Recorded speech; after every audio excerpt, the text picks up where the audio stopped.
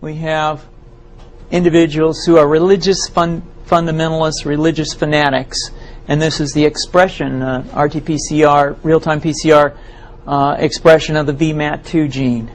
Over here, we have individuals.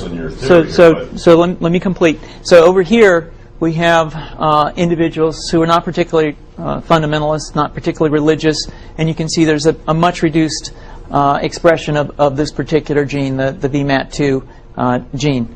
Another evidence that supports our hypothesis for the development of this approach. What you're suggesting here is that by spreading this virus, we're going to eliminate individuals from donning on a bomb vest and going into a market and blowing up the market. So our hypothesis is that these are fanatical people, that they have overexpression of the VMAT2 gene, and that by vaccinating them against this, we'll eliminate this behavior. So we have some very, very remarkable data in this next slide.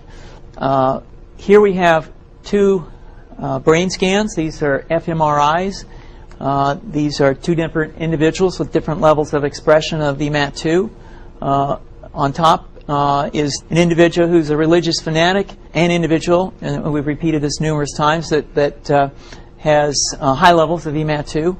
Now, this individual down here who had low levels of the VMAT2 gene, this individual would self-describe as not particularly religious. In each case, these individuals were read a religious text. This individual lit up the right middle frontal gyrus, shown here, and that's a part of the brain that's associated with theory of mind. It's a part of the brain that has to do with intents and beliefs and desires. In marked contrast, here's an individual who would not particularly self-describe as religious, and when they're read a religious text, what you see is that this part of the brain called the anterior insula lights up. This is a part of the brain that's associated with disgust or displeasure on hearing something. So you're suggesting I take a CT scan with me when I'm evaluating people to determine whether I put a bullet in their head?